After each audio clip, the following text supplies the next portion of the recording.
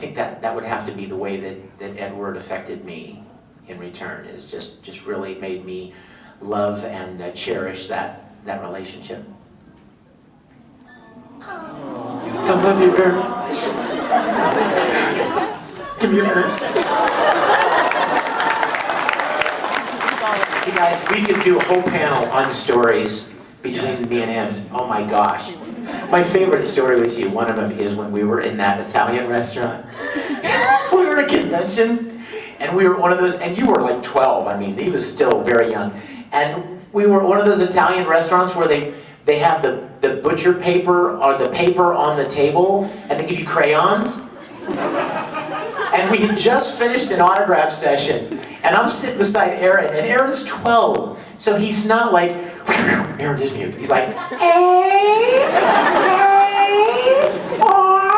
I'm like, dude, you're killing me. It takes 4 minutes to sign one autograph. And so we went to dinner, and Aaron's like, teach me how to sign my autograph. And I'm like, so you do like this, do A, and then just really quick. And remember this? And he was practicing his autograph with crayons on the butcher paper. It was so adorable. I love it. That's one of my favorite memories. Oh, sure. Questions? We're going to get everybody to come up here and ask the questions. That way everybody can hear everybody's questions. So when we call you, come on up and or just come line up here. That way it makes it quicker and you can ask your questions quicker. Oh.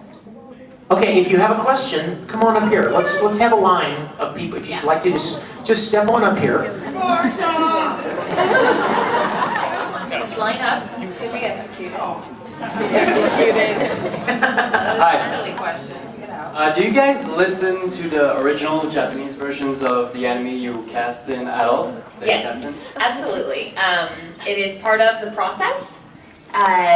It's how we work. We record one actor at a time. You get in the booth, and it's just you as an actor, and outside the booth is one director and one audio engineer. So 3 people. That's it. And you will usually watch the whole scene you're about to do, unless there's something, I don't know, surprising at the end of the scene the director doesn't want you to know yet. So you'll watch the whole scene in Japanese so you have an overview. And the actor has 2 screens in front of them. One has the anime and the other has the script. So you'll follow along between reading the script and watching, and you know, okay, here's what's happening in this scene. And then you go back and you record one line at a time, and you will listen once again to that line in Japanese. So it's your opportunity before actually recording to determine, okay, I have to say this part pretty fast, this pause is only a brief moment, etc. So yes, we absolutely listen to them, but we do not listen to them unless, in the case of Fullmetal, we go online and watch it because we just really want to know what happens. But in general, actors are not given like a disc to take home and say, here, watch the show so you know what's going on. We don't work that way at all. Mainly because it will make an actor predisposed to a certain line reading. And that may not be what the director wants, and it may not be what the script, the adapted script calls for. So we work very spontaneously, which I think is great from an acting perspective. It's very, very organic. So. There are some things that that happen in Japanese that don't work the same in English.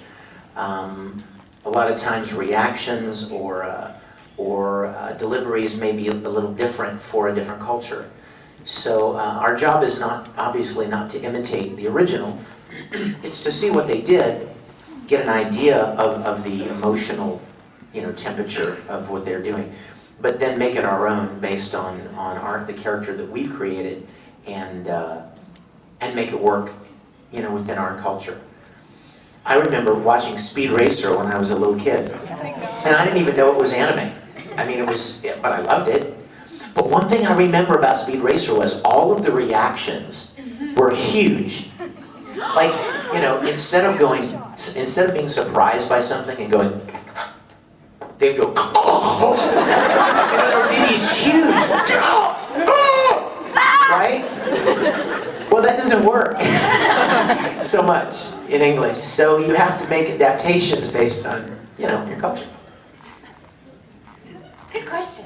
Anything to add? Yeah, I think y'all covered it, actually. Cool. According to the almighty Otakuthon pamphlet, you're apparently very excited to play Zero. Very true. All yeah. true. Basically, I want to know, what is your ideal role that's already either been done before or just an anime that hasn't been dubbed yet? For all three of you. Ideal role. There was a show that Viz dubbed, and like they did a good job, and it was one of my favorite shows ever. It's called Honey and Clover. I adore this show, by the way, and I highly recommend it to all of you. Guys, watch it with your girlfriends. You'll get points. It's just a slice of life show about kids in art school, and I really adore it. And the music is great, and the main female character, IU, I really like her, and wish that if Funimation had got it, I would have loved to play her. So that's my answer. Oh, that was a cool sound. Did you hear that? Yeah. Can't hear that?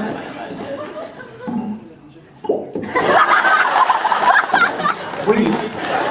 I want to make that my ringtone. Sorry, amused so easily. There have been several. There have been things that have come up that I've auditioned for that I really, really wanted to play, Henry! and I didn't. Oh, yay! And I didn't get cast for whatever reason. And you know, that's part of being an actor. Part of being an actor is that you don't get most of the things that you audition for.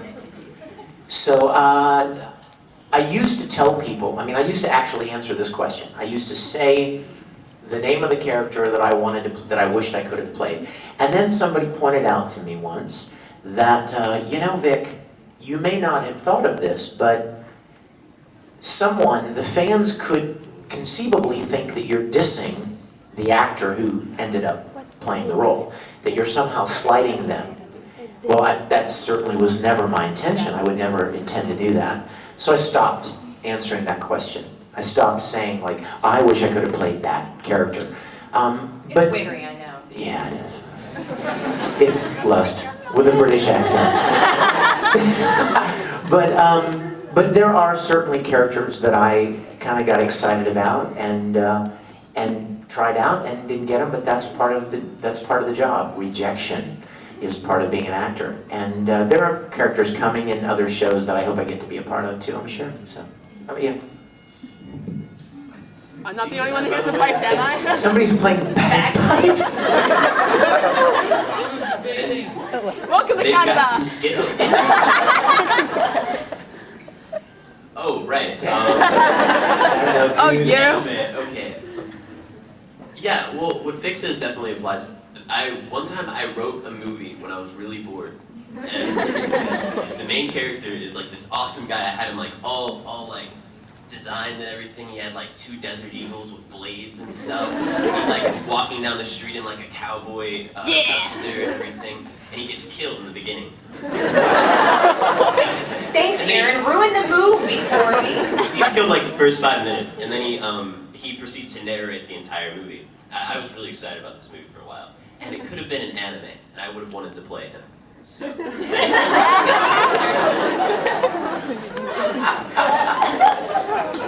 probably get to since you wrote it. You're like, look, part of the deal is I play him or I walk. And I take my cool, badass character with me. Question? Okay, I have a real question, but first I wanted to ask if I can have a hug from all 3 of you. Oh, that's definitely going to happen. Are you coming to the autograph session? Yes. You come, and we will sign and squeeze. Sign and hug.